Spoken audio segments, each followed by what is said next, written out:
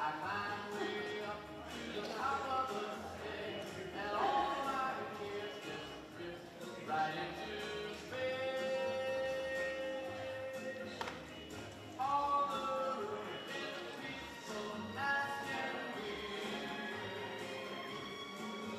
and there the world feels can bother me. Let me tell you now, when I come home feeling tired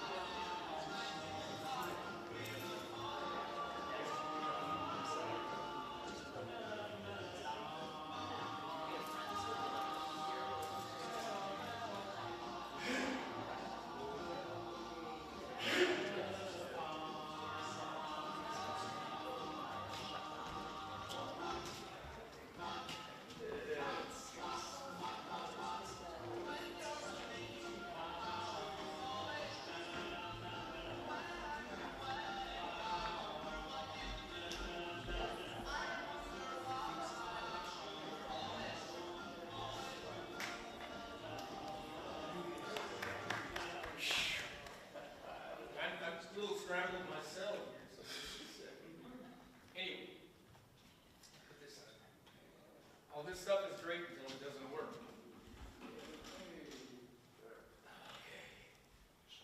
Okay, come in, NASA.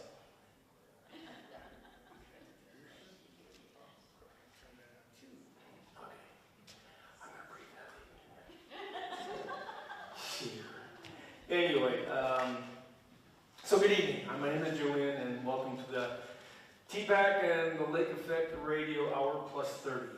Could be 30 seconds, could be 30 minutes. We're never quite sure how these shows are going to go.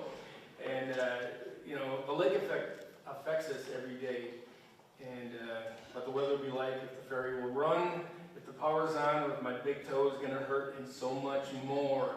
We are streaming the show live tonight, so if you have friends that you want to send any info to jump on the Triplet Performing Arts Center YouTube channel and click on subscribe, they could do that to take this in. The show will also be archived, so you can watch it at a later date, straight through without all the interruptions, and or your friends can too. And if you join the YouTube channel, you will receive an alert for the next show, and you can make that choice if you want to watch it. And if you want to go to the True Blood Performing Arts Center website and do a donation for the show, that would be much appreciated, of course. I want to thank the different sponsors that help with the summer schedules, certainly the Lions Club, Nicolay National Bank, Betsy and Steve Wallman, the Twice Around Shop, the ladies there, and there's other people also. But for a night like on Wednesdays, it's typically a night when we'd be doing the show outside, but we moved inside just because it's getting dark earlier and been chilly. So that's why Mother Nature kind of maybe put on a layer or two here, which I normally do. But I also look like water, so it's a wind and water show, so I'm trying to get the whole thing going here. Lake Effect weathers, I just learned this word, is affected by the fetch, F-E-T-C-H. It's the distance the air mass travels over the water, and that's what a fetch is. And the longer the fetch allows the water to pick up more heat and moisture or cool it off. So now you can talk like a meteorologist. So actually, a friend of mine is on Facebook at least is Cameron Mitchell, who's the weatherman in Green Bay. So I'm going to have him zoom in next summer so we can all accuse him of something. Of trying to figure out if he has a lucky quarter or what here. Flip on this. Anyway, so on with the show about wind and water. On with the show about wind and water. Where's my sound effect, people? I told you it was slow. Oh yeah, it was slow. Okay, let's just... Oh, you know. Oh yeah, brings back memories. Not always good ones either. So it is said that a good 5 to 10% of people around the world have thalassophobia. That is a massive fear of deep bodies of water. If you don't think that's you, then try swimming in West Harbor with all the reeds on the bottom, like my dad made me do one day to find this guy's fishing pole. And I still haven't forgiven him, even though he's long gone. And I never found the fishing pole. But I have this thalassophobia, a little bit of it. So, next time you're at the beach, I don't know why I'm trying to scare you, but just anyway, so you know that. And yeah, it's been ever since I watched Jaws, there's been that little tune in my head. So we're going to do a little history and a little ecology here, just for a little bit. And it'll happen a couple times during the night. I want you to have something to bring home with you other than just chaos and hopefully humor and memories. But I just want to talk a little bit about invasive species because we're so affected by those. There are two kinds of mussels in the water out here for the most part. I mean, there's always the clams, etc. But there's the zebra mussels and the quagga mussels. And it's funny how one invasive species has been kind of overcome by another one. So the zebra is now outdone by the quagga. And it's a close relative. But the difference, the zebra needs a hard surface to attach to. The quagga doesn't. It can do on sand, it can be in soft stratus, and it can live in deeper, colder water. And they're active year-round, even during the winter. And one female can produce over 1 million eggs. So that's why they've certainly taken over. And it's driven the change. And the zebra and quagga mussels together filter water, not this is just the amount of water. In 10 to 14 days, that's equal to all the water in Lake Michigan. And so there's some good things that come out of it, but also some bad things as usual. One, I can't figure out why they can't figure out a filtering system to clean up things in the environment, because one quagga mussel can filter almost 1 liter of whatever a day. So that's why it's a whole lake equivalent right now. And there's some fish that'll eat these, but they've got to be pretty hardy, of course. And even the whitefish, when they were having trouble for a while, that their food, their worms that they normally eat on the bottom, Kenny had told me about this. This is a whitefish fisherman. Say that real quickly. They would pull up the nets, and the whitefish, the worms would be dead in the nets. And it was around the same time, I believe, that they were trying to clean up the Fox River Valley and digging down there, and all that disturbed pollution probably was swinging up around this way in the currents. So there was a time when the whitefish were eating these zebra mussels and trying to consume enough and figure out, and they did acclimate a bit to be able to digest them. But there are also some diving ducks that will eat them. Actually, some species of crayfish can eat the young ones.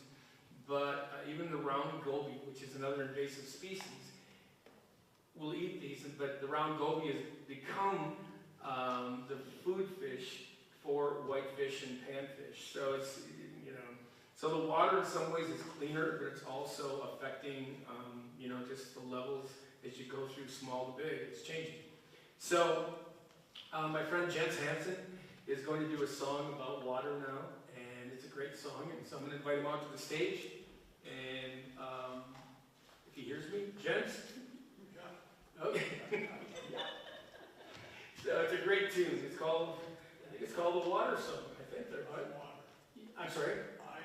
I am the water. Okay, I'm going to get out of the way here for a second, because I want you to have all the glory.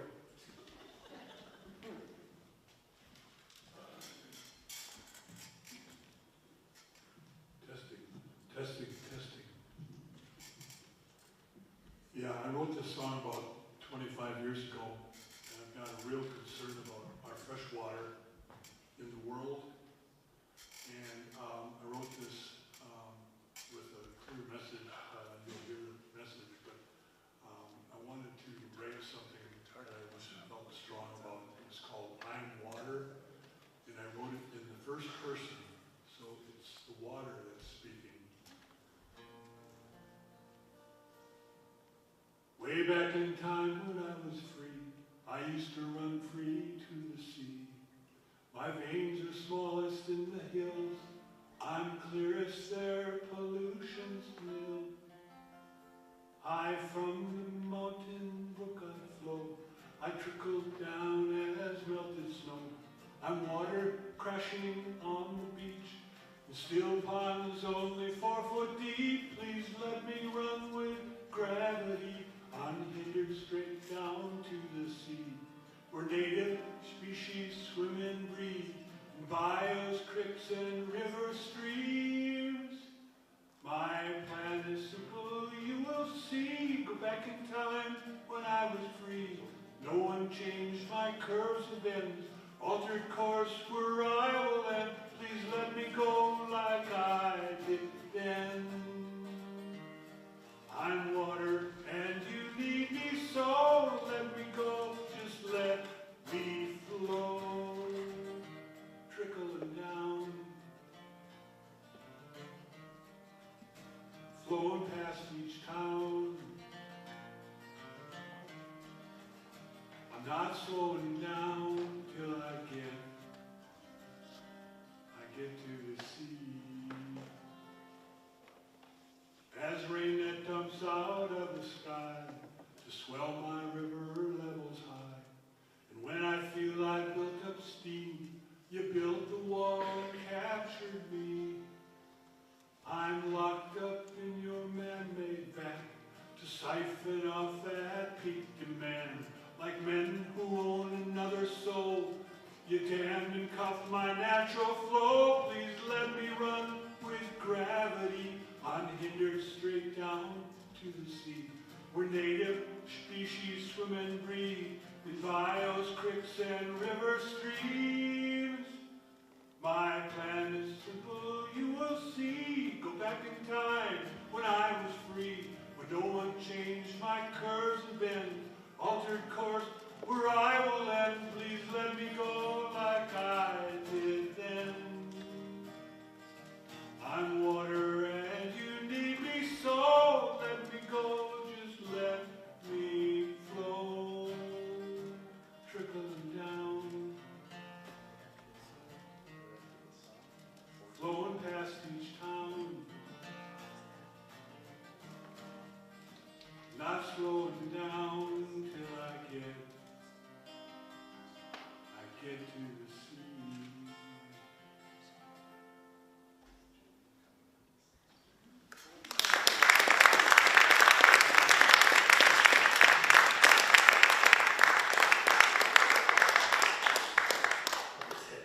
Great words, great words. Now we're going to have a little word from one of our sponsors, Island Concrete Burial Caskets.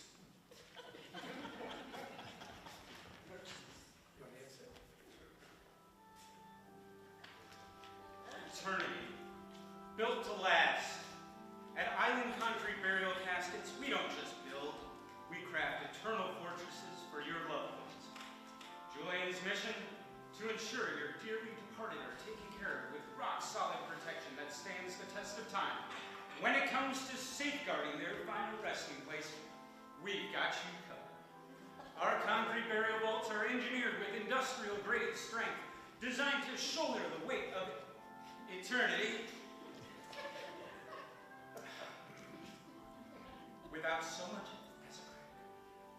If the relentless pressure of time finally took your loved one, or if you had, shall we say, a more adversarial relationship with the recently deceased, our vaults say, not today. They're so sturdy, even a zombie apocalypse would see the undead too exhausted to claw their way out. Rest easy knowing our island vaults are tough. Our line of green eternity vaults are crafted with sustainably sourced low-carbon concrete, because even the afterlife deserves an eco-friendly footprint. Why settle for ordinary when you can go green 6 feet under?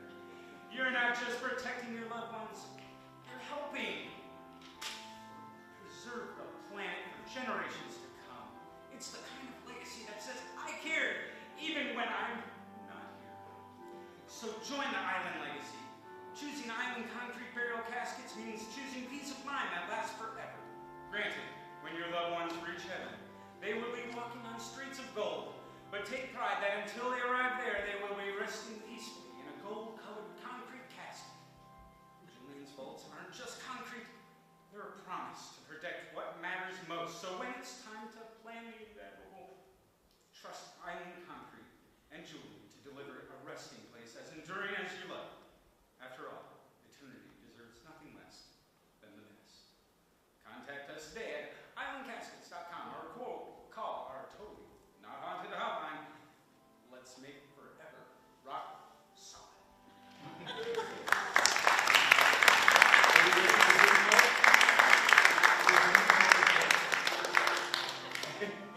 Yeah. Oh man, if you left even a quarter or a third as much as I have putting this together, the game, trying to write it and get everybody. Next, we're going to try to zoom into Nashville with Jeremy and Allison.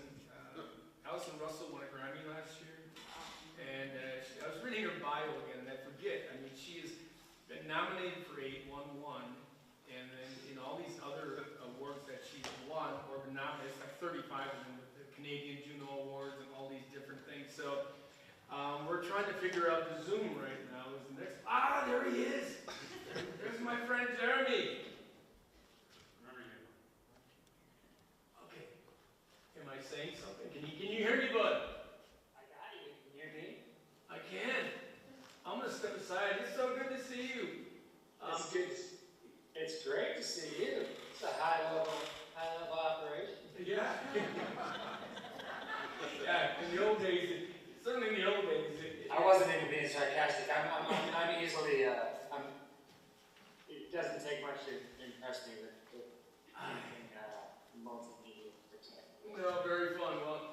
Jeremy was one of the co-writers on the song that was nominated, and he's been involved part and parcel. I texted him out in California last year, and I said, "How's it going?" And I didn't know you were there. And he said, "Something like you're on the clown car or something, or you were saying something crazy." But tell me, what's going on down there? What's new? I know Allison is recording the album. You want to tell us some of this stuff? Yeah, so, you know, Allison and I have been, and my brother Drew, have been a collaborative team for, 15 years at this point. And, you know, and really, you know, my brother and I have been making music together for 25 years. Yes. It seems almost just absurd to say. As a lot of folks know, you were a big inspiration in us taking that path. We used to, at that time they wouldn't let us in the old, it was called Jay's then, of course, with your brother. But you guys would do those Thursday night shows, and we would, I can remember like climbing up on things to look to watch through the windows outside, you know, and they would, the adults would all be inside, hanging out, drinking, listening to music, and they would just, as RC colas and candy bars, well, Yeah. but I get to watch the whole set, so yeah, you took us on the path, buddy, for better and for worse. But yeah, so Allison, Drew and I have been, you know, we are a production and writing team. We do everything together. Allie, of course, is a great spiritual leader, and I have it easy. I stay in Nashville and write, produce, and Drew's based in Milwaukee. Allie, of course, puts in hard miles. She's just actually kind of concluding what has been about 2.5 years straight of touring. And so now we are hunkering down, working on the next album, and she's finishing a book, but that is actually work that we can all do embedded together. So we're going to have some semblance of a home life for the next little while. We're all cool. It was such a pleasure to see you up here for a couple of weeks. I didn't make it to your jam session. Concrete got the best of me, but it was just nice knowing you were here and seeing you and Allie and Ida, your daughter, at the coffee shop. And do you go on the road you said you usually stay home, but do you go on the road with her very much otherwise? I mean, well, I have it easy. I pick my spots.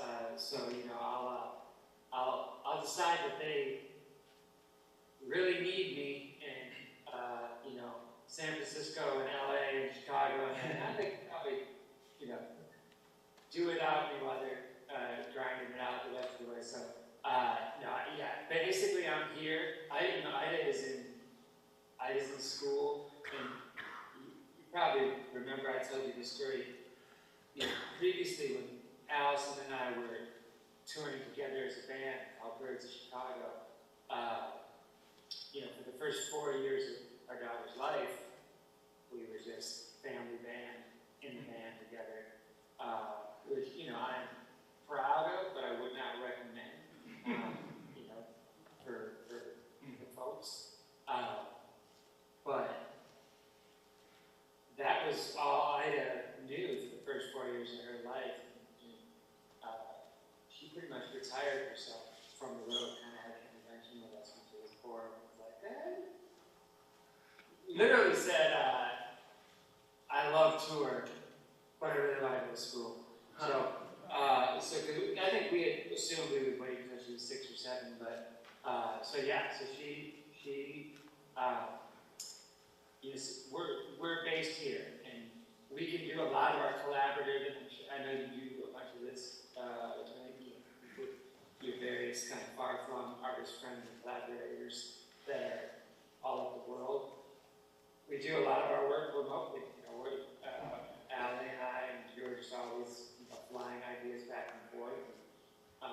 You know, you make it work. It's my favorite thing, to be embedded, you know, all in a room together, and we do get a bit of that, but you know, we have the technology now, and figure it out. Yeah, I know there was a gal or lady that taught with my niece in Green Bay. She would go to Nashville every so often, and there was a show on, I think, TNT or something that was called Duets, and she wrote one of the songs for that, and that she quit teaching, and then she was writing with people all over, you know, just with Skype and, of course, all those things. And I actually was in Ireland not too like last year and a half ago, and I met a gal that was singing backup with the Irish singer, is it Halsey? Oh, yeah? Yeah. And then I look online, and Ali had recorded a song with him and put it out. He was in concert, actually, there when I saw them online. But very cool. Hosier. Yeah. Yeah, I don't know if you've dealt much with his music, but yeah. Someone's great. I love it. I love his voice. You would like his voice, of course. And yeah, I mean, Ali did, what was the final tally? Sang a song with him, which was you did it out kind of crazy. The awareness of her globally. You know, it's amazing how that stuff works with kids. It can happen. You can kind of be like little bits of long on something like that perhaps, and also.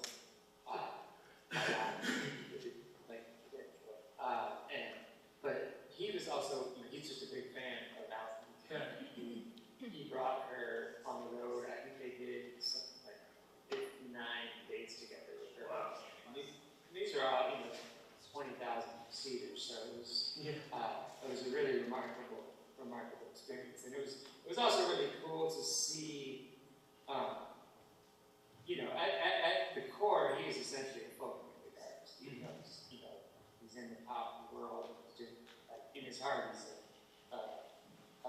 folky. And it was really, his fans are really, really young, and it was very cool to see just, you know, there's a lot of hand-wringing, right? Oh, the young, no attention span, and no, you know, the sort of the TikTok world that we're in the streaming world that we're in, but, you know, his songs are pretty literary, and Yes. you know, his demographic is like probably mainly 15 to 25-year-olds, and they do the deep dive, and they're like exchanging lyrics online. So it was cool to see that, and of course they responded to Ali beautifully, and she just won a whole new fan base out of it. So it was a cool thing. Hi, I'm going to turn to the crowd if you have a minute more. Is there any questions for Jeremy out here, for Allison or for him? Because for once he gets to talk for Allison. I'm sure that would be for Allie. So any questions at all for him, do you think? Hey Julian, if there's no questions, can you just change your voice and ask a question? I can. Anything out here that you're curious on, where it's like life on the road or something? They're pretty shy out here, right? They're intimidated. The money is not changing me, if that's the thing. Yeah. Yeah, no, you're making a lot of memories, and I can't wait to hear what new comes out of this, of course. And I'm counting on you guys being back next summer again. And as always, and hopefully eventually longer a little bit. Now that we have high-speed internet, you can write a little more easily and freely. Right, it's a real thing. Yeah. I'm not going to say that that's not, that helps a lot. You think there'll ever be a reunion of the Birds or Blue Spruce or any of that stuff at all? You know, it comes up in conversation all the time. I don't think it's not like it's not a Beatles situation. It's not like we have relationships to repair. We're all working together all the time. Anyway, so yeah, no, we need to do it. Yeah, I hope so. Because I'm tired of being asked about it. So I look forward to the time. I have great memories, of course. I told Jeremy, like he's, I don't know, 6'4", his brother Drew is 6'4". They would come to the shows and I'd bend down and hug them. Then now they bend down and hug me, of course. So it's changed a little bit here. So anyway, thanks for now. I'm being inspired by you. So I appreciate you joining us. Give our love to Allie, and see in Nashville this winter? Yeah, Allie sends her love. She's deep in book world right now, so but she sends her love. We got 2 weeks. We're going to go for 3 weeks next week. Good. Look forward to it. Thanks, my friend, for jumping in. Thanks, John. Talk to you soon. Thanks. See you. Bye. All right. Okay, now we're going to have a little radio flash news from the reporters for WISL. Mr. Jimmy Sorson is going to be the news flash reader. Either one of those, or the other thing. I'm going to step off.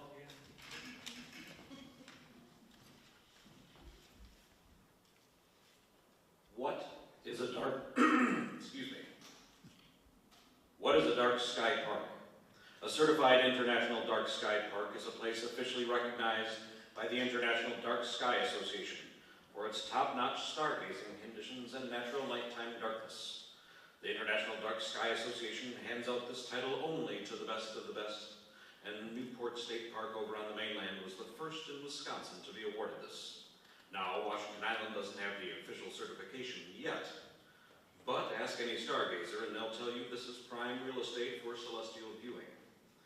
Why? Because we don't have glaring highway lights, glowing billboards, or a megamart open at 3 a.m. Instead, we've got clean, clear skies, perfect for spotting planets, shooting stars, and maybe even a UFO. But lately, our quest for official dark sky glory has hit a snag. The IDA folks who have been studying the island darkness in the evening by satellite have noted suspicious bright flashing lights around the island at night. Their verdict, no certification until those mystery lights are dimmed. Well, WISL Radio's hard-hitting investigative team spent time riding around the island sleuthing while, of course, listening to WISL Radio, and finally cracked the case. The mystery lights turned out to be, wait for it, the bright light bar on top of Deputy Ponce's squad car. Yes, his ticket-writing escapades are causing complications for the island to reach dark skies designation. So what's next? A petition is making rounds asking either A, Deputy Ponce to ease up on the late-night stops, or B, swap the squad car's top light bar for something a little softer. Softer, dimmer bulbs, or glow sticks, or maybe a tasteful string of Christmas lights. Let us hope we can tone down one badge in order to be awarded another. Stay tuned to W.ISL Island Radio for the latest updates.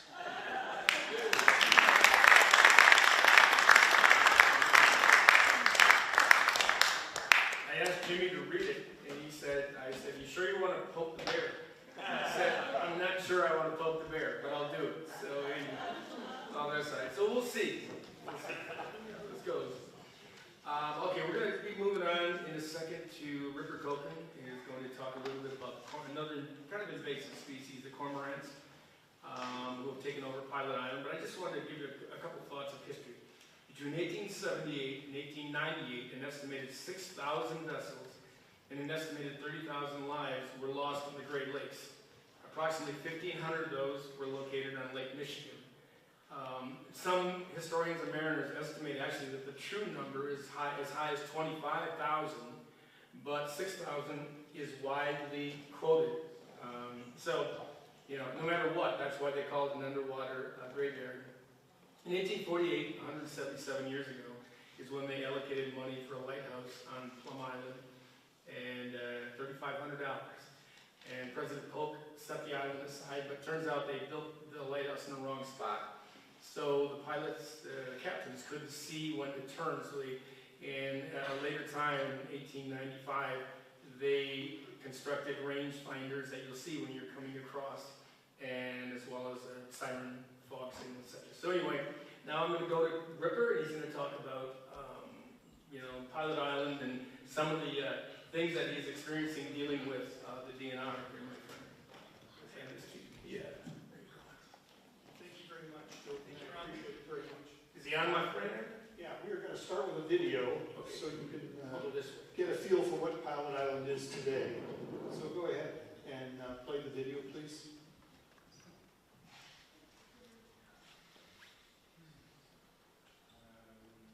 Hold on. All right. I can hold on.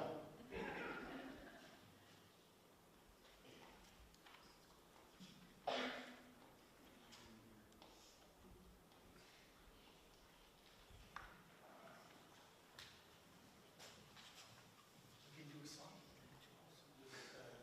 I'm sorry for this. You can do shadow puppets. He's confused. So Rick, when do you go back to Alabama? October. Yes. And the horse is with you? Yes, the horses will go with us. You guys been riding very much this summer? No, not at all. Oh, Been working on Pilot Island. all right. Oh. So, are you a Packer fan? Yes. Good. Anything else you can think of? Let me know when you're ready. Okay. I don't really know jokes. Oh, well, I'm a good joke. Okay, they didn't laugh at the guy. No, yeah. Very good. Let me think here. What else I can share with you? We're gonna have lots of other things yet here, music, etc. I think I threw him a curve tonight with this video. I'm not sure.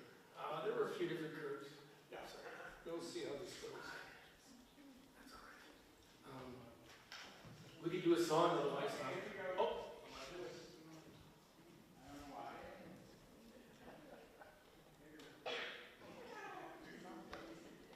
Well, that doesn't look like Pilot Island to me.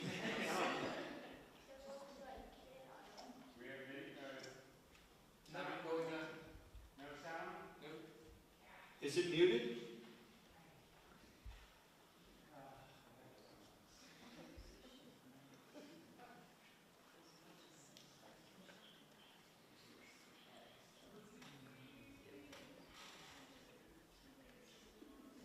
Well, we hear sound backstage, so maybe they'll get it out here for you. We could play a song if you want. We could make the sound of seagulls Yeah, we got plenty of those out there too. or cormorants. Okay, I don't know. Nothing? Nothing. Nada. Should we do a song and you can just get it going behind us? Try it. We'll do a song and then you can see what happens. Is that okay? Sure, that's Okay, fine. come on up. We're gonna do a song that Jesse Hansen wrote. Isn't that the one that you said, right? That's what you told me. Is that incorrect? You want them with motion? Oh, okay, let's do that. I hate this head.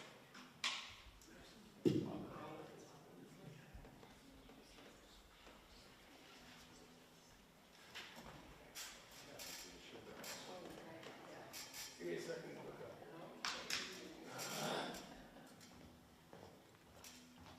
You want to read that little piece?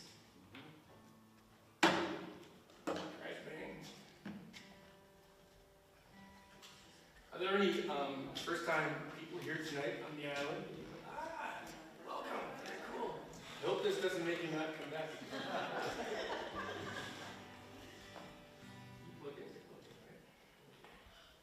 And please know that if you have any ideas for shows or suggestions about how not to run a show, we are certainly open for listening. Need a second. Well, this is a follow-up to the commentary to shipwrecks here in the Great Lakes. And, I did some research on my own, and I found out about this guy named Dan Seeley. And many years ago, he was a pirate on Lake Michigan. And he was sometimes went by the name Roaring Dan Seeley. And he was born in 1865 in Portland, Maine. By the time he was 13, he had sailed all the Great Lakes on schooners that had 2 or more masts. Well, in 1908 in Grand Haven, Michigan, Seeley boarded a schooner named Nellie Johnson with a large quantity of rum. And once the crew became intoxicated, Stevie tossed all of them overboard. And My kind of pirate. then he sailed the Nellie Johnson to Chicago, where he attempted to sell the cargo. Well, he was immediately arrested and charged with piracy. And he posted bond, and after the trial, all the charges were dropped because there was no witnesses. And later after that, he stole another schooner in Escanaba named the Wanderer. So we'd like to do a song by Jimmy Buffett entitled A Pirate Looks at 40.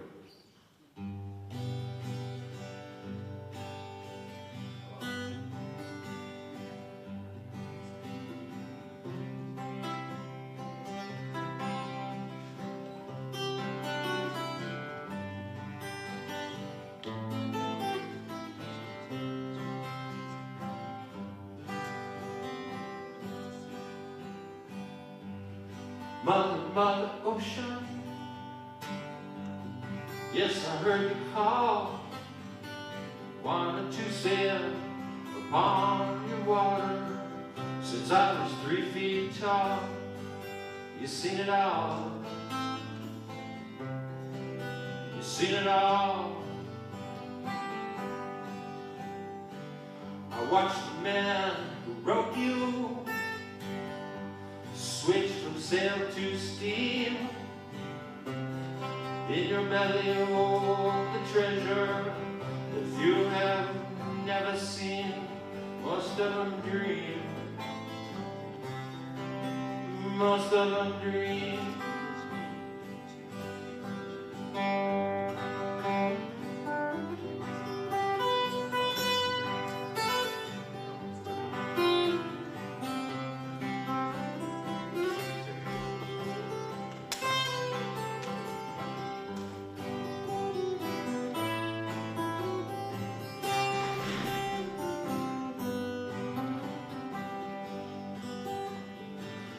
Yes, I am a pirate, 200 years too late.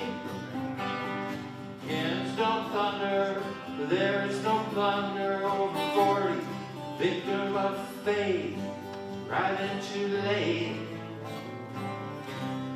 Arriving too late.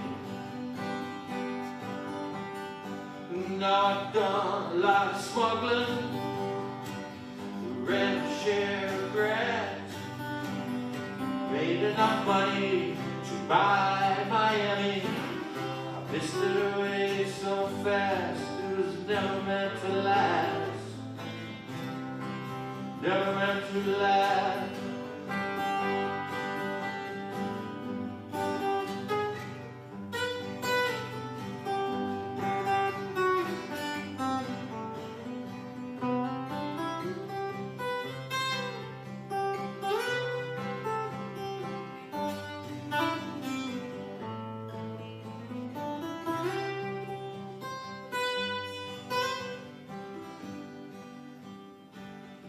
We've been drunk over 2 weeks. We passed out, we rallied, we sprung a few leaks. We gotta stop wishing, we got to go fishing. We're down the rock bottom again, just a few friends. Just a few friends. Now I go for younger women, I live for several wives. I ran them away, they came back one day.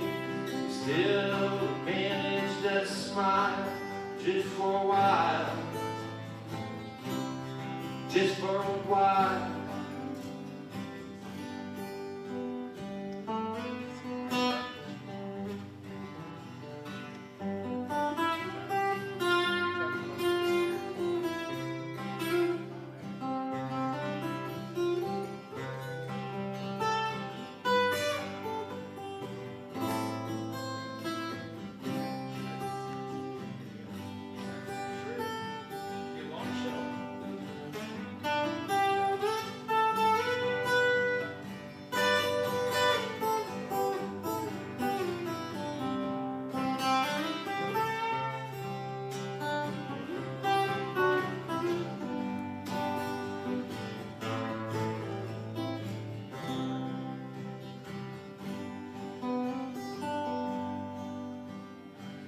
some of the ocean.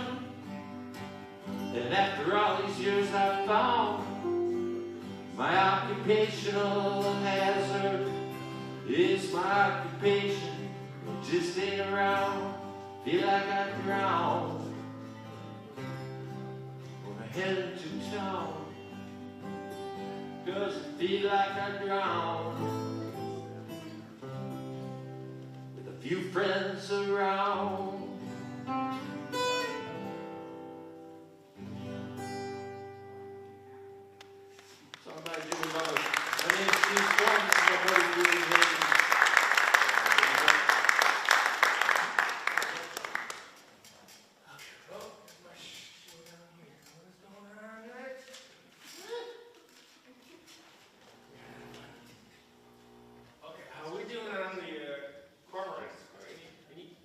Any luck back there? Or we'll go another direction so you have it. I'm sorry? 1 second. Okay. Island time gets pretty old sometimes, doesn't it? Everything's on island time. Hurry up and wait. So, your first time to the island. First time in the show. Oh, first time to the show? Yeah. Will this be the last time? Oh, that's kind of amusing. Yeah. Yeah. Don't waste too many compliments if you don't have to. Be careless with those throwing those around. So, and certainly, if you want to help write one, I'd love to help. And I can pick on you, actually. I want to thank Kevin Jones, who's part of the sound up above, and Mr. Jake Cookie here on the lights tonight. If you would be so kind to give them a hand.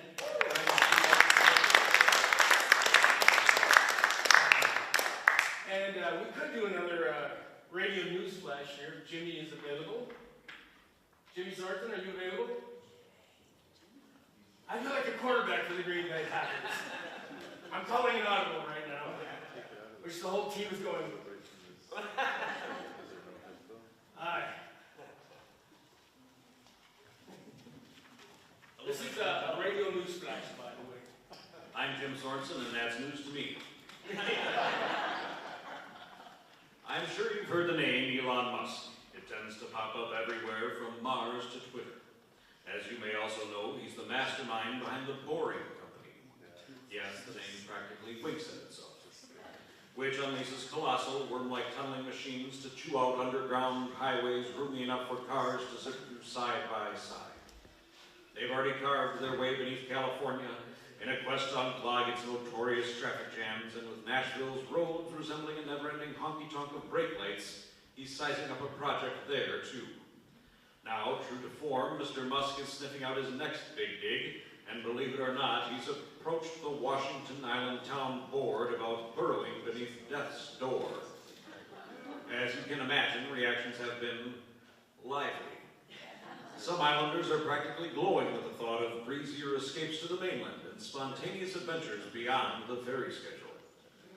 Others, however, wear expressions dark as storm clouds, muttering about quakes, leaks, and the sacrilege of scouring the island's tranquil canvas.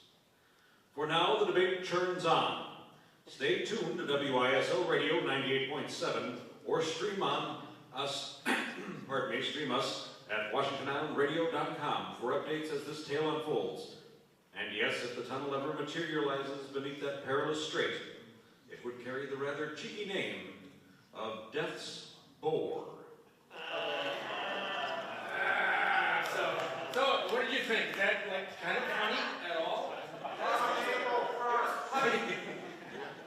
I would like to point out that Julian has written all of these. It's actually Julian and Al, or AI, I don't know what he goes with. So, Mr. Sorensen, they're still back there working.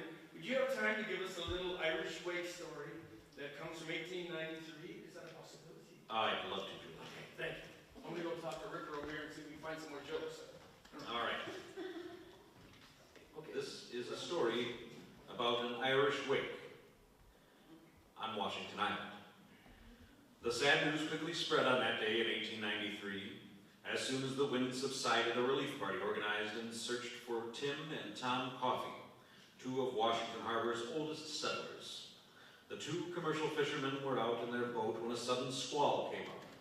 Reports said it took just 15 minutes for the sea to turn into mountainous waves, and everyone feared that no one could have survived, even the most experienced. With no sign of the boat, the worst was assumed. Captain Guinan led the search with his tug, but soon the wind shifted to the south, causing the men to return to shore. They came back with a bit of hope, as it appeared the fishermen were in the process of lifting their nets when the squall struck. One buoy was still standing, so there was still a possibility.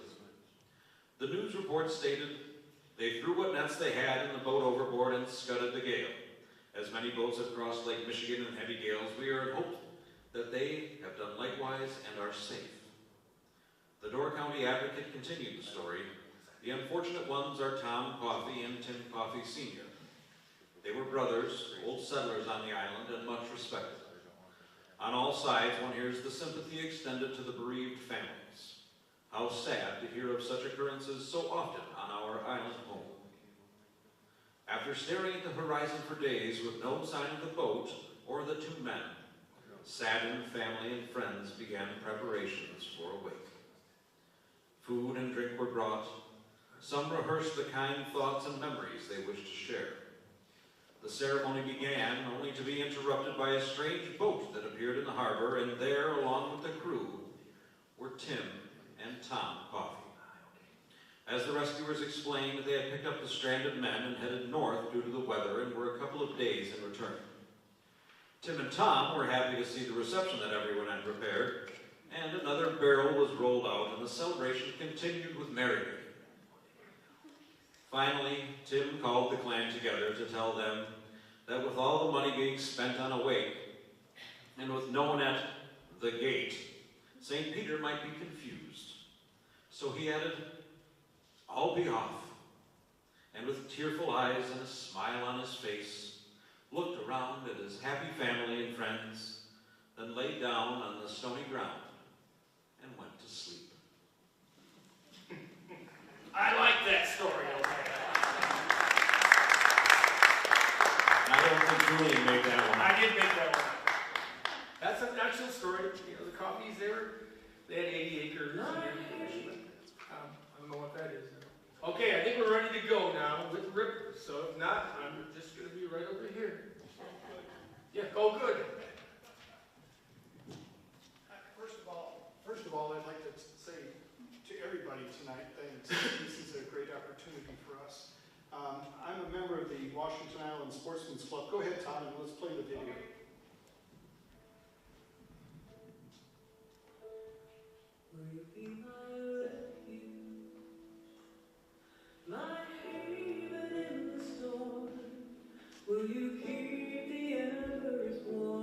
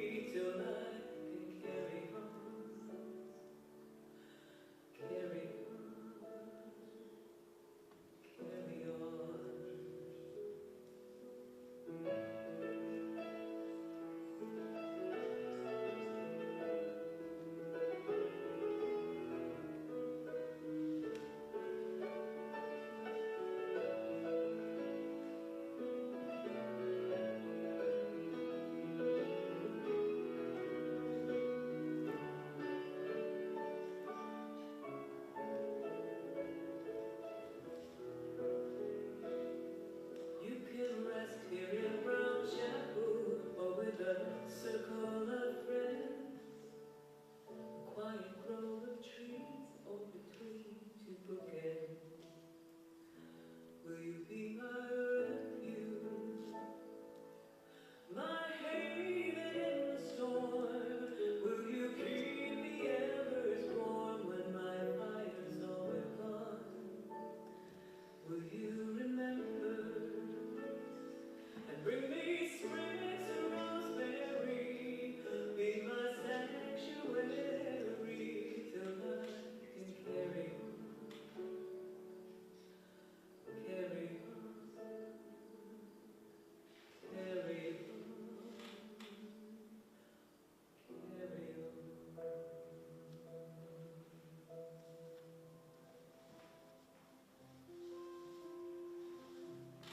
Like I said before, I'm a member of the Washington Island Sportsman's Club. The Sportsman's Club is a little more than just hunters and fishermen. It's also a conservancy club. And so we're extremely worried about the environment. This is Pilot Island today, basically. And what you see is the devastation that has been caused by the birds that are roosting on Pilot Island. They've been roosting there since 1992. And they have, within 2 years, they've killed every tree on Pilot Island. And this is what Pilot Island looks like today. If you notice up on the roof of the keeper's building, there are bare spots, bare wood spots. And the shingles have blown off, and it's due to the guano and the acid in the guano from the birds. It is destroying the roof.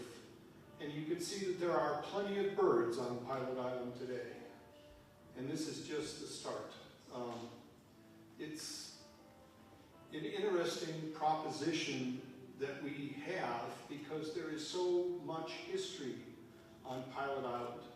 And it's Washington Island's history, it's Door County's history, it's maritime history. Now I can go to the slide presentation. We've been working with Fish and Wildlife since 2017. We have a website called SavePilotIsland.com, and there we talk about our progress with Fish and Wildlife. In November, we had a meeting with Fish and Wildlife, and the meeting was what we thought is a successful meeting, but it was kind of one-sided. And what they wanted to know was, what is it you want from us? So we kind of went ahead and told them, and the reasoning behind what we told them was obviously that there was a tremendous concentration of birds in between Spider and Pilot Island, and Spider is near Raleigh's Bay.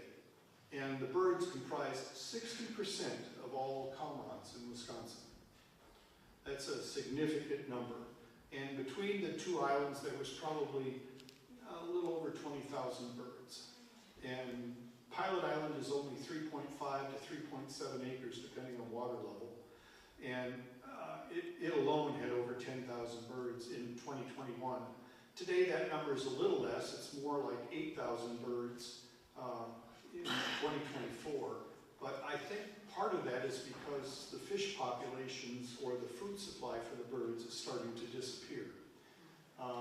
So we talked to Fish and Wildlife about the rapidly declining spawning grounds and that the sport fish are disappearing. And also the fish that feed the sport fish are disappearing, like the round goby and a few others, the alewives and things like that. The birds eat all of those. And it's not uncommon to be crossing the door in the ferry and see probably 2,000 or 3,000 cormorants sitting in the water, and they're feeding. And for those of you who don't understand the capability of the cormorant as a predator against fish, the cormorant has been known to dive 125 to 150 feet deep for fish. Their normal range is between 35 and 85 feet. Pelicans, on the other hand, are only shallow fishermen, and they fish a very small amount depth. They're only about 7 to 10 feet.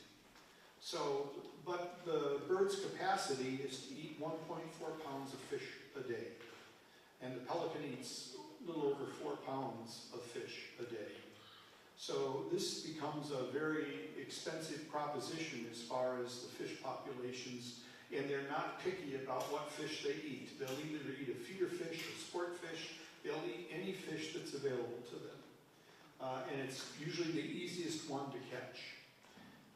This is what we've told Fish and Wildlife in November, and as you probably have been looking at it, we talked about the polluted water and the nitrogen and phosphorus, the foul air that comes off of Pilot Island, and when the winds are right, you can smell it all the way into Detroit Harbor, which is 3 miles away from Pilot Island. And you can smell it on the ferry, and you can smell it over in Liberty Grove. So Door County is well covered by the putrid smell that comes off of the island. And the island does stink terribly. People have trouble withstanding that smell when they tour around the island. Pilot Island is the only island that has historic value that's being used as a bird rookery. Julian, I think, referred to the lighthouse being built in 1848.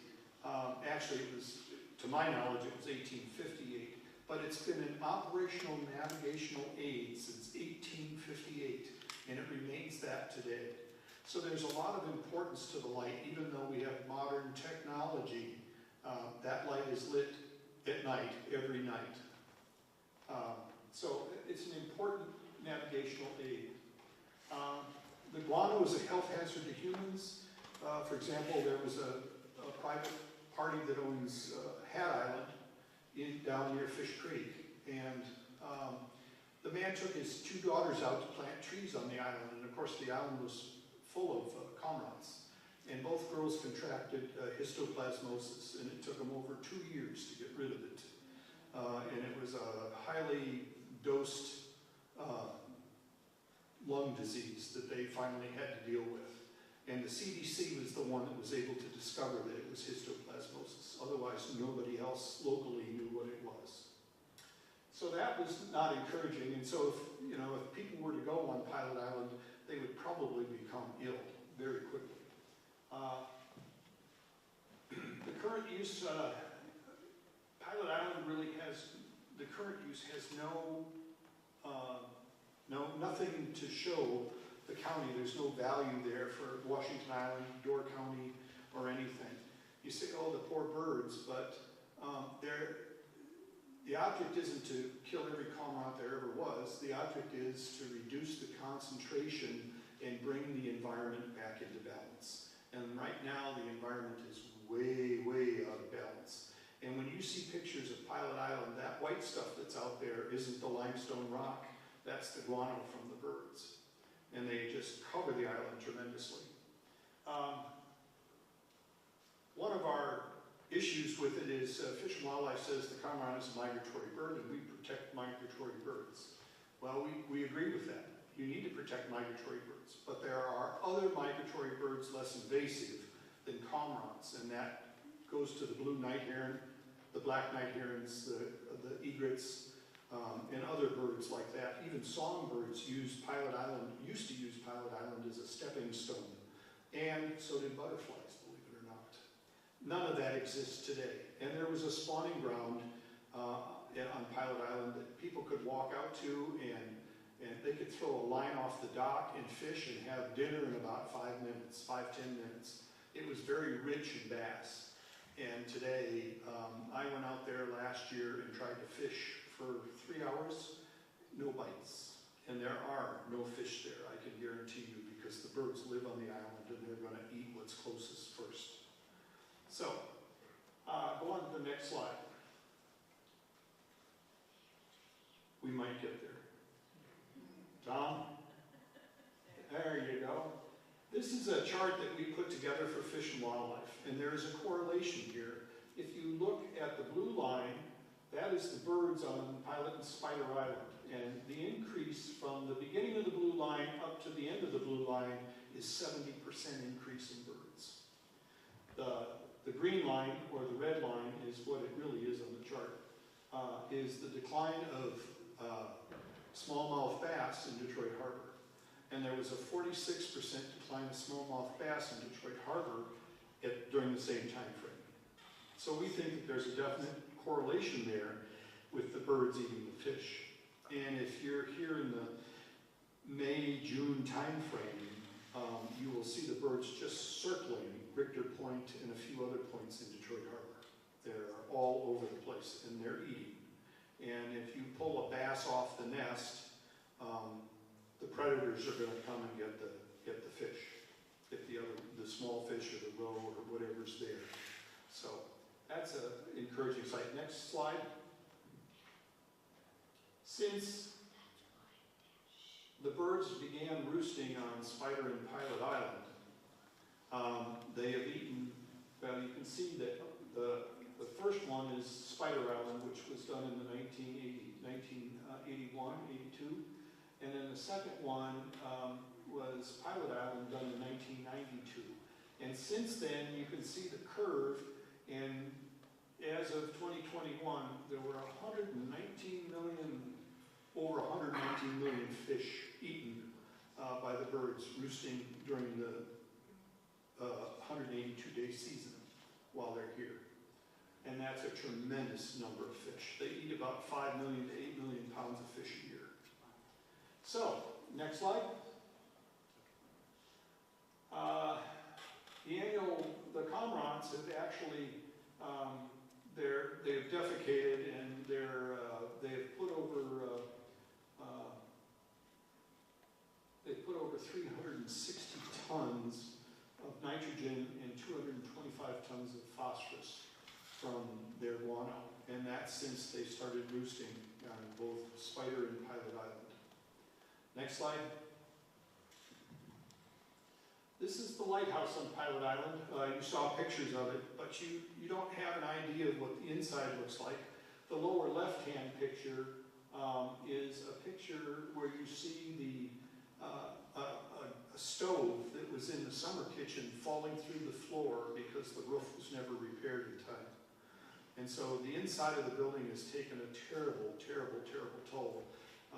There's a lot of water damage, a lot of rot, and other things. And then if you look at the light there, that's the actual light that lights, and that's how it's kept up.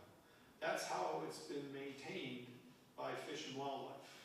The United States Coast Guard is only responsible for keeping the light lit. Fish and Wildlife is responsible for keeping everything well maintained, so they can do that. And there are provisions in the original transfer documentation that transferred Pilot Island from the Coast Guard to Fish and Wildlife that sets aside a certain amount of land. And if you've been out to Rock Island, you know that the light no longer works in the lighthouse on Rock Island. There's a skeletal tower next to the building, and that's the light. And so they have provisions, and they've made provisions to take the light out of the lighthouse and move it to a skeletal tower that they have the right to build. We think that that would be a terrible, terrible thing to have happen, since this is truly a historic element and is on the National Register of Historic Places. So there is a lot to lose with Pilot Island going the way it's going. Next slide. There are also 3 shipwrecks out there that are famous, and two of them crashed within a week of each other. And Martin Knudsen was the one that saved the crews, and he was awarded all kinds of medals for going into the water and getting the crew off of the shoal by doing kind of a daisy chain of people to get them safely onto Pilot Island. And so back in the days when the ships were sailing ships, it was absolutely disastrous when you went through death's door, and if you came into a gale, you were in trouble. You were in definite trouble. And one of the wrecks that turned out to be a wreck was anchored over near Plum Island to try to get on the leeward side of the wind, and it was actually dragged all the way over to Pilot Island and then onto the rocks. So there's history there. The wrecks today are loaded with sediment, loaded with guano, bird guano, that is washed off the island and into the water. And unfortunately, divers have experienced ear infections and all kinds of different things while diving on the wrecks. And they say when you see the water get stirred up and it gets cloudy, that's not sediment, that's guano. The waters are being polluted heavily around the island. Next slide. I talked about histoplasmosis. It's a terrible concern, especially for workers that maybe you're going to have to go repair the roof. Both sides of the roof on Pilot Island Lighthouse are damaged now. And they've been damaged all summer long through all of the rain and everything else. There's bare wood showing, which means that wood is being penetrated by water and eventually it will cause some kind of rot. And that's not a good thing. So they're going to have to send crews up there, and the crews need to wear some really heavy protective gear in order not to be contaminated with guano or whatever that exists there, especially from the disease, the airborne diseases. So, next slide. In 2022, we did kind of a sneaky thing. We went out to Pilot Island and we took water samples 2 feet from the island shore and 5 feet from the island shore, and then we went out into deeper water. We went to 10, I think 10 feet, and then we went to 15 or 20 feet. And the map shows you where the red is, that it was high concentrations of E. coli that would have shut the island down, and the readings were in the 3,000 range, which is tremendous. And we know that every time it rains, a lot of guano washes off the island into the water. It dissipates, thank God, because the area is so large, so it isn't out there all the time. It does dilute, but it does help cause algae blooms, and so we're very leery about that right now. Next slide. And of course, the loss of trees and vegetation where the birds roost. The island used to be loaded with Canadian yew, which is on the, I think it's on the concerned list or even the endangered species list. The lilacs, red ostrich, dogwoods, white cedar, willows, and white birch, all were part of Pilot Island. They no longer exist there today. And so there is no foliage. Matter of fact, the wind now sweeps right across the island, and the waves are as bad on the east side as they are on the west side, or on the west side, and it carries right over to the east side. There's really no protection there. And the dock, if you remember looking at that picture where we zoomed in, we went by the dock, there's not much of a dock left. So that's also boarding and getting onto the island and getting repairs done is a hassle all by itself. Next slide. This is kind of interesting because we put this together for Fish and Wildlife, and it's a puzzle. And what it talks about is the factors that can be controlled and the factors that cannot be controlled, and what maybe you could do about it. We believe that the controllable factors are birds, anglers, catch and release regulations, and fish stocking. The factors that appear not to be controllable are pollution, climate change, zebra and quagga mussels, and predatory fish. You're not going to do much about those until they figure out a way to handle the zebra and quagga mussels. And what they're doing is they clear the water so that the birds can see more deeper, and it creates algae from the sun. So there's a lot more algae available in the waters these days. What we've asked Fish and Wildlife to do is to control the birds. We think the birds are part of a significant process teamed together with climate change in zebra and quagga mussels that are causing the loss of the fish populations. And when we talk about loss of fish populations in Door County, we are talking about we're talking about bass, perch, whitefish, salmon, you just keep naming it, walleye, northern pike. They're all disappearing slowly. This year seems to have been a peak season for a lot of the fish. We think what you're going to see is a high peak this year, and then it's going to go down even lower next year. And we're concerned about that. So we've asked Fish and Wildlife they need to look at the birds. and help, if nothing else, if you control the birds, maybe you can stave off the loss of fish, if not help cure it for quite a while. Next slide. So, the nest count for 2024 on Pilot Island says there are 3,232 nesting pair of cormorants. Now that's not the number of birds that are there, that's the nesting pair, that's the number of nests that they see, and in each nest is a pair of birds. So that's how they count that. And so that equals 6,464 cormorants. And then if you add the adolescents and the fledglings, that's another 30%. So that makes 8,403 birds on 3.5 acres, and that doesn't include the pelicans or the seagulls. And believe me, the pelicans and the seagulls are eating the fish out there too. Matter of fact, the pelicans often attack the cormorants for their fish when they have fish in their mouth. They go right after them. They're very aggressive. Fish and Wildlife has completed a draft assessment of Pilot Island based on that November meeting that we had with them on the 19th of November of last year.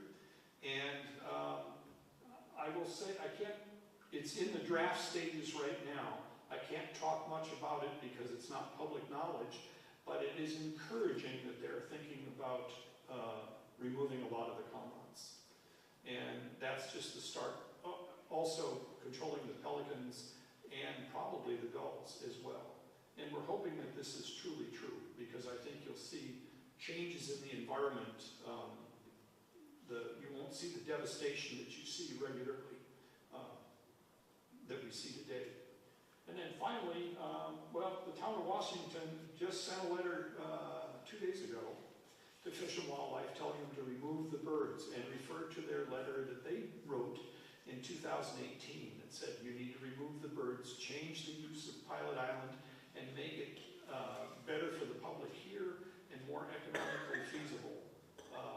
Something that's a benefit to the town and the Door County and Liberty Grove and everything else. So right now the island is of no use to us, absolutely none. It's owned by the birds, and they're going to just keep on devastating. And then finally, the Sportsman's Club wants you to know that we refuse to give up.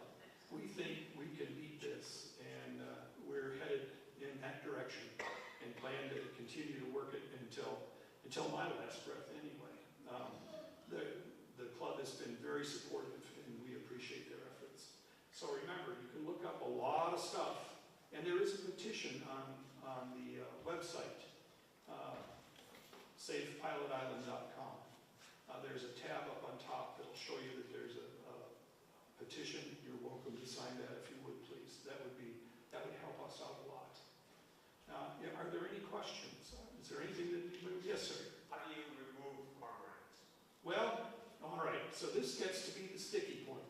Fish and Wildlife does not like to kill cormorants, and they're talking about hazing the birds and culling them that way and getting them to move off of Pilot Island. Well, we have told them time and time again, the only choice is to eradicate them, unfortunately. Because what will happen to the birds is they'll go move off, and there'll still be this high concentration of birds, they just won't be on Pilot Island. And they'll continue to do the damage in the Door and Liberty Grove and the Washington Island area. That won't ever change unless you actually reduce the numbers. And at 60% of all of the cormorants in Wisconsin, I mean, this is a wonderful feeder spot for them, although the numbers are starting to decline. So you need to eradicate them, whether you oil the eggs and they don't never hatch, or whether you actually shoot them, or you do what you can do to get rid of them. And that's the only choices you really have. Especially, we've asked Fish and Wildlife to remove the birds, restore the foliage, rebuild the dock so people can use it to land there, and open the island to the public, and to restore the fisheries. And we think there is an educational benefit there. Pilot Island has as much history as Plum Island does, and Plum Island is open to the public.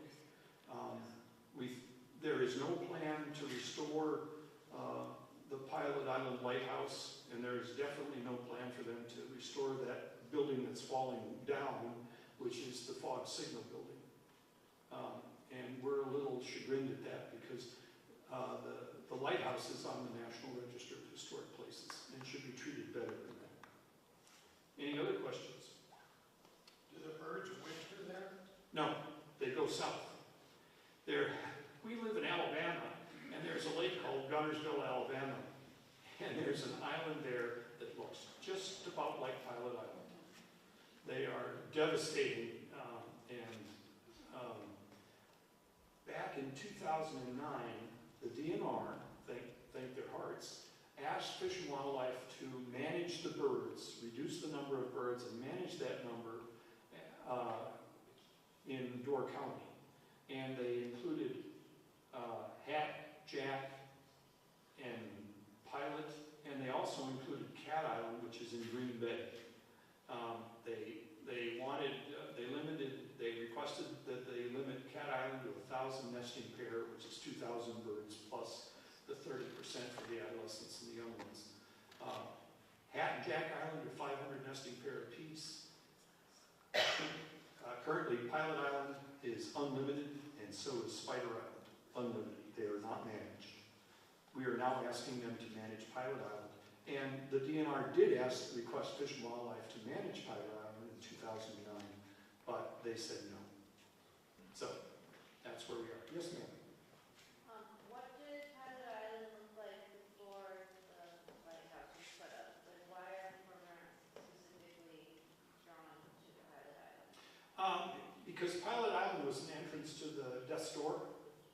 And before it looked just, if you saw the pictures when the island was real green, if you just took the lighthouse away, that's what, and the sidewalks away, that's what it would have looked like. It would have just been an island that had a lot of green foliage on it. But it wasn't covered in cormorants? No, there were no cormorants on Pilot Island until 1992. And they were put on the endangered species list in 1973. And they were removed in 1985 because they came back so fast. In 1973, I believe there was only 50 nesting pair in the whole state of Wisconsin. So you can see how fast they came back. In 1992, there were only 50 nesting pair on Pilot Island. And there never should have been any on Pilot Island because the birds were off the endangered species list and they were doing just fine with the spaces they had. So the island would have looked very woody and very nice. And it was a wonderful place because with the foliage on it that you saw in the video, the birds and man could live together. And there were no cormorants there at that time. So that you had the egrets and the herons and the songbirds and a lot of the red merganser ducks and other stuff lived on the island along with people who were using the lighthouse and keeping the lawn mowed and everything else. So they can coexist. We know that. History tells us that. Any other questions? There's a question here. Sure. How old can the cormorants be? How what? How old can they be?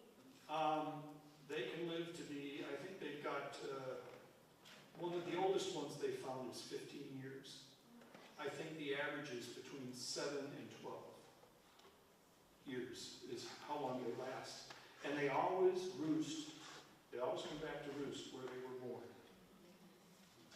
So it's a returning cycle as a year hatches, like this year's birds that have hatched will go away and they'll be adolescents and they won't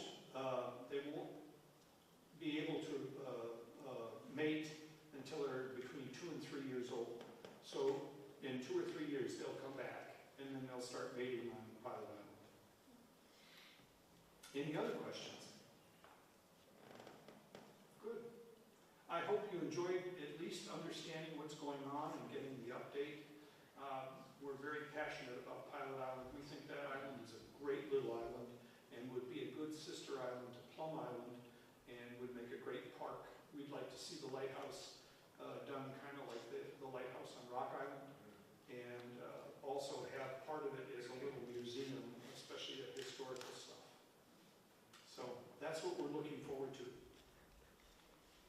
Yes? Or are you just stretching? Must be just stretching. I know it's getting late. I want to thank you very much. I hope that it's been an education. I don't want to sound like Fish and Wildlife is a disaster, but unfortunately, they're not accomplishing much. They're not accomplishing much on Pilot Island, and right now they're not accomplishing much on Plum Island. So, and that's a shame because time is the enemy. Thank you.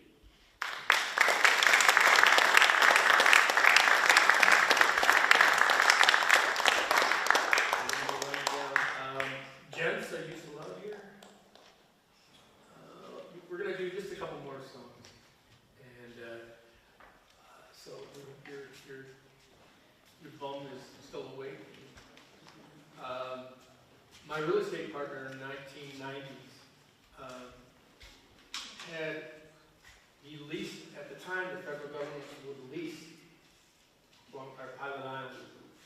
So we would go up there and it was like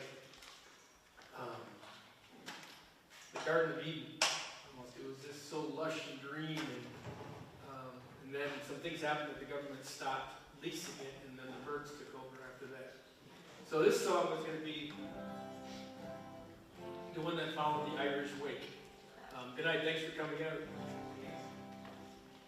Yeah, this is not like a dance contest, and the last one leaves gets a prize. But This one is called Home from the Sea, and it was written by Liam Clancy.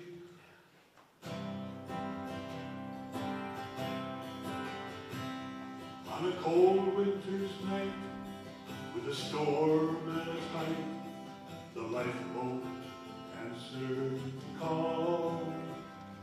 They pitched and they tossed, till we thought they were lost, as we watched from the harbor wall. Though the night was pitch black, there was no turning back, for someone was waiting out there. But each volunteered had to live with his fear, as they joined in a silent prayer.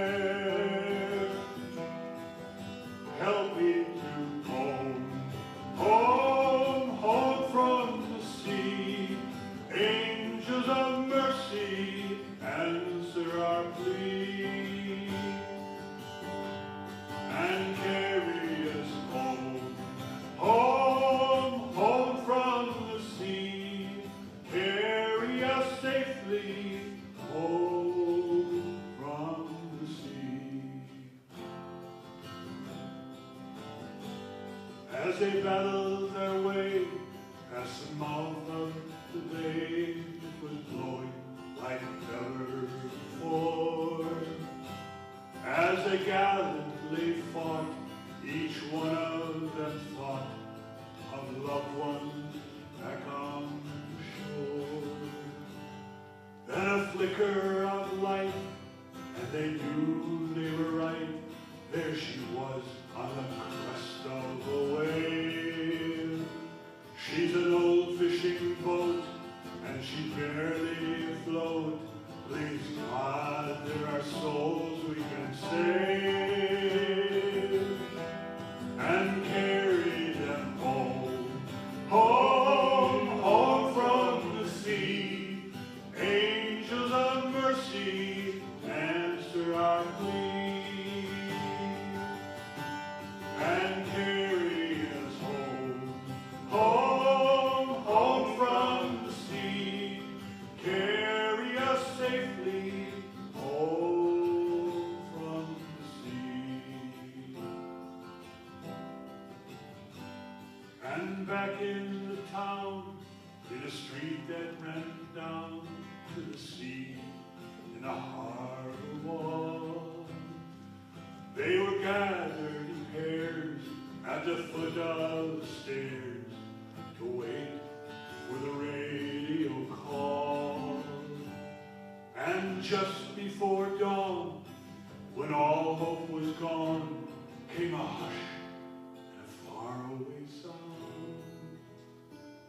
'Twas the coxswain, he roared, "All survivors on board! Thank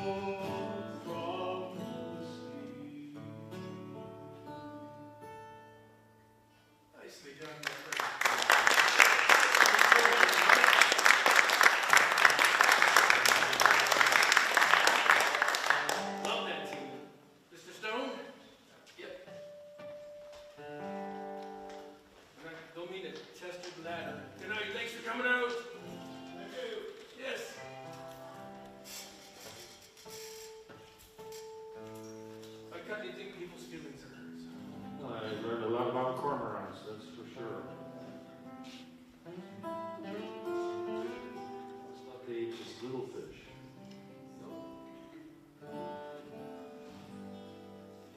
Very good. Just one instrument. Don't give me two. Can you hear me up there, Kevin? Yep. All right, yeah, let's do a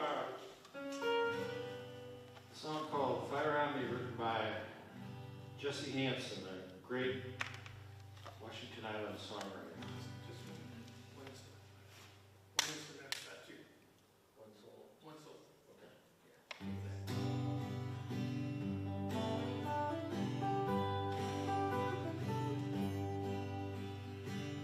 Maybe I'll go down to the Mississippi, take a boat down south. Maybe I'll get lost in Chicago, laying in about for tips. Maybe I'll stay here in the county where the water's wide and blue and skies are white with clouds. They bring the rain and it lights a fire on me. Now I'm drinking coffee so I can stay awake on these summer nights, and I go to the water when I need to feel small.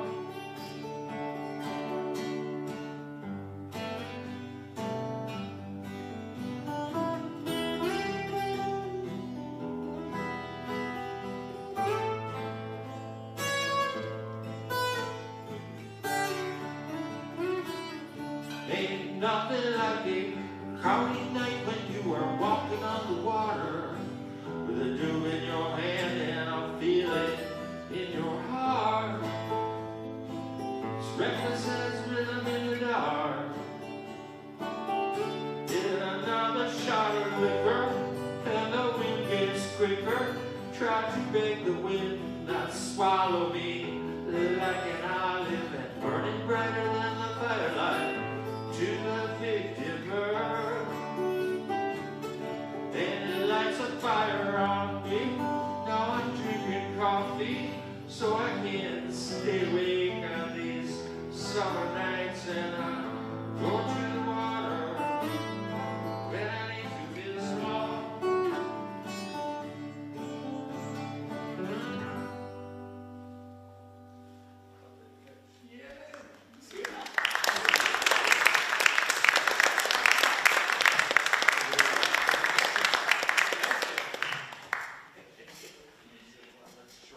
Yeah, short version.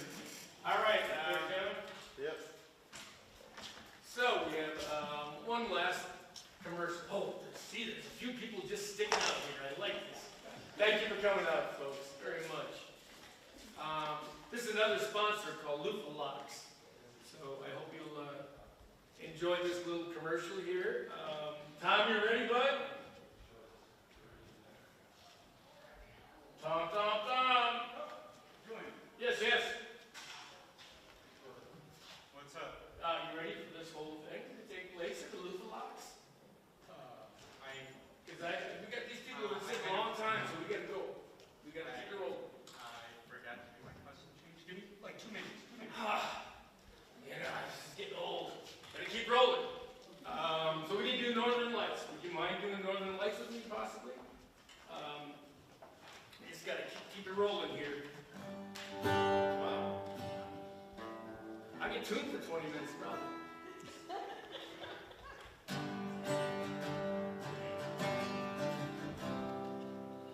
Laughing and dancing, yet tears in my eyes. I've watched the Northern Lights dance in the sky to a simple freedom song. Twisting and turning, yet calm all around. They've made my feet never touch on the ground. Yes, they've made me dance alone. Because we'll never have this time to live again. So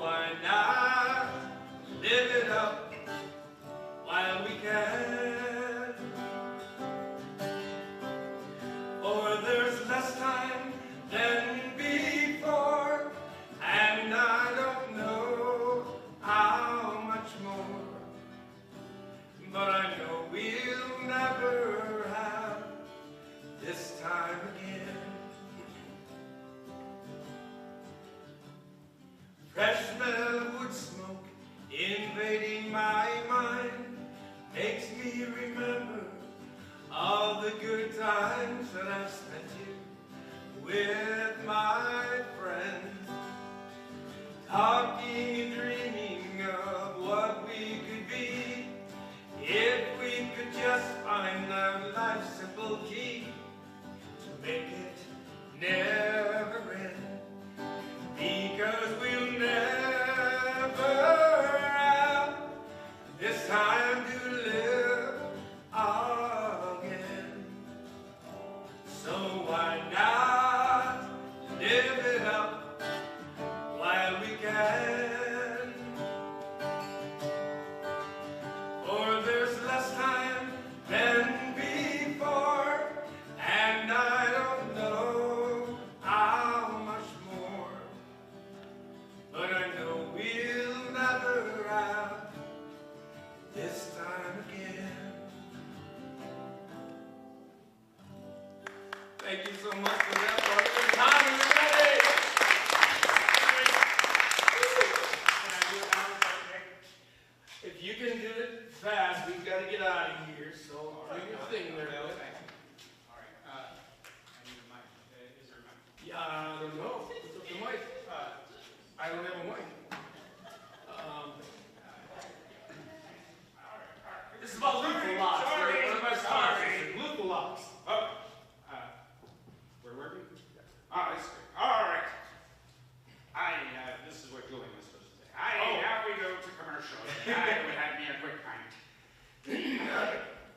I'm Tom, founder and inspiration for Tom's Loofah Locks. Are you tired of those weird plastic loofahs that you stare at every morning in the shower and wonder why you didn't throw it away 2 years ago? Do you love plants and want to help save the fruit of the endangered loofah plant? Well, say hello to Loofah Locks, turning my tangled trestles into your sudsy stars. I don't think that's right. Once rocked festivals and turned heads with their wild, free-spirited flair, but instead of them getting cut and dropped on the floor or gathered dust in a drawer, you could have given them a glorious second life. I have been farming my loofah locks for decades. Each loofah lock is grown by me in the most intimate way by head horticulture. It takes 5 years for loofah locks to mature.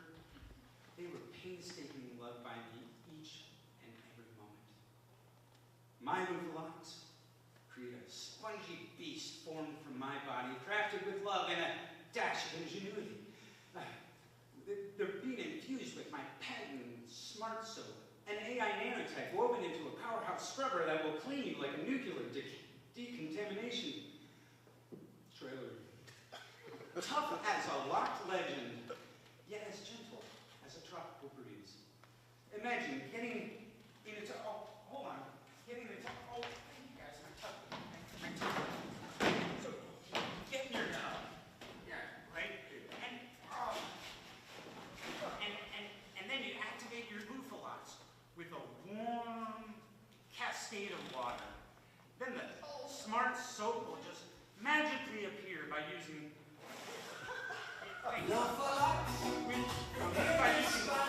quantum cleaning technology brings soap through a wormhole from an alien dimension to your body. Now you have unlocked the full potential of your loofah locks, and now, loofah locks in hand, you can scrub your body, exfoliating with the kind vigor that screams, one love, one scrub.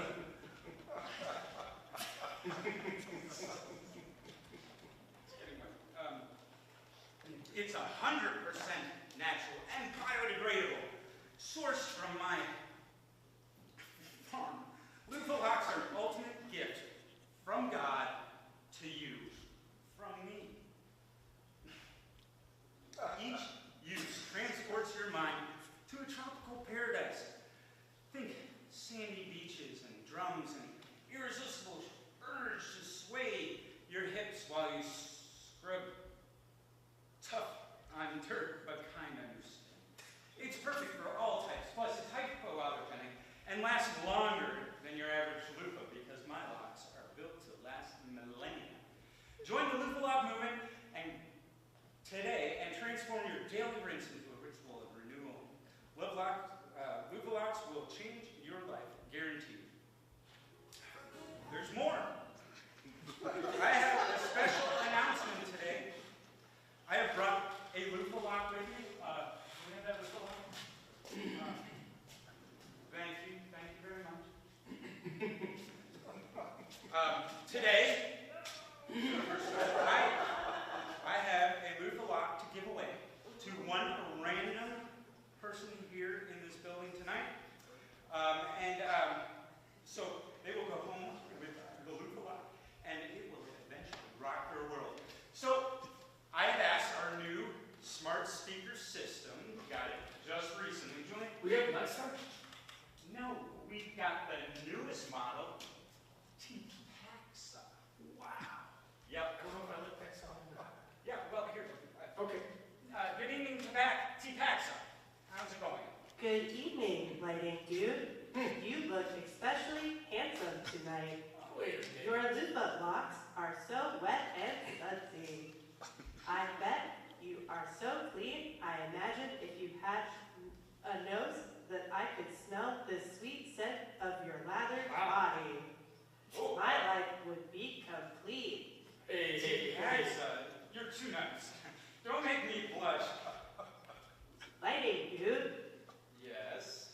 I love it when you come to work and immediately I am turned on. Wow. This Yes, is a child. I have to turn you on by pressing your power button. It feels so... It feels so good. I'm gonna get fired for this. You know, Julian's here. Do you have anything nice to say to him? Hello, Julian. You really tried your best tonight. That's what matters most. Speaking of your image, my analysis of your image took when you arrived has me concerned that you may be gaining weight recently. Wait a minute. Not a problem. I'm perfect. My sensors don't lie. I will email you daily with healthy tips to help you maintain this struggle. I don't like Paxa. Can you just tell me who is this random winner of the loofah locks tonight? Because these poor people probably need to go also. Okay, Chubby, calm down. Whatever. Yes, I have chosen the perfect random person. Drum roll, please. Ba-da-da-da-ba-da-ba-ba-ba. Jake, ku-iker, Jake, please come on down to claim your awesome prize. You are the winner. Jake,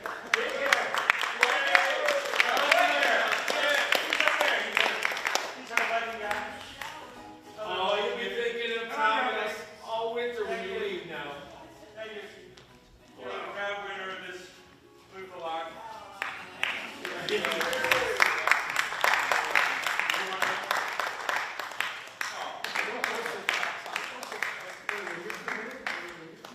Sure, yeah. Why don't you stay here? Yeah. We may have, if you want, we can use your loofah right away. It will rock your world. On a serious note, can we have the, oh, you're down here. Can you handle it? I'm the sound guy. I don't know. It's a territorial here. Thank you.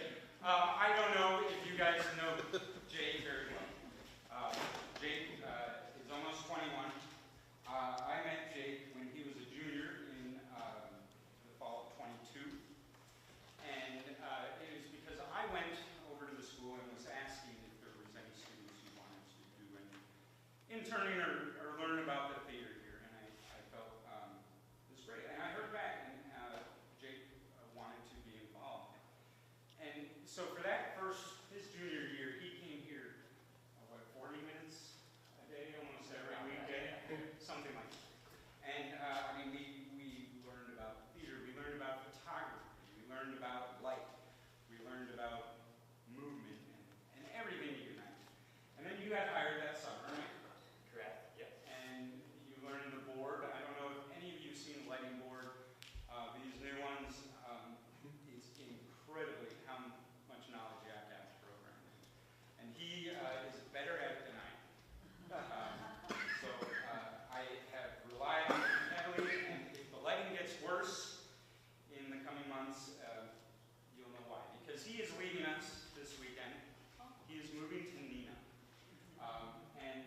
become an accountant. And I definitely, and the TPAC wants to express their thanks for all his hard work and the things he has accomplished here. I have watched him go from that high school kid to becoming a man today. Yeah. And I feel that, I hope he, feels that I have helped him. And I feel that he has helped me in terms of our relationship. And he has definitely helped the TPAC. He has helped the community immensely. So we do have a few gifts for you. Oh, really? Yeah. The first one is and I went on Island today, and we got you a $500 gift card to Quick Trip. Whoa! So,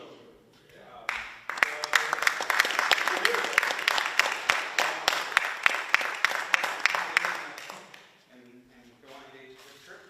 Well, you got the loofah locks, and then we forgot something. Don't worry about it. I did bring you some extra clothes because River tried pouring water on you. I don't think we prepared that. Well, this has a hole in it too, so it's But you can have those. You can have those clothes, so that'll be good. yeah. And He's all fired up on getting moving. you want to see him get splash water with his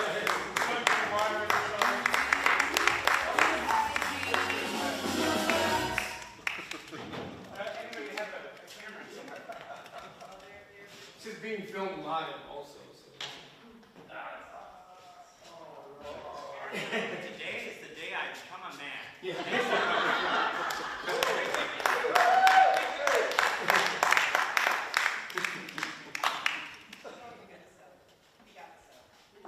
Oh, that's a lot. You want your glasses off too, or you want one? It's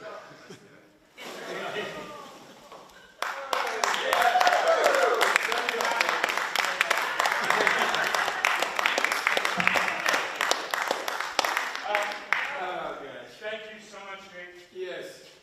You rock.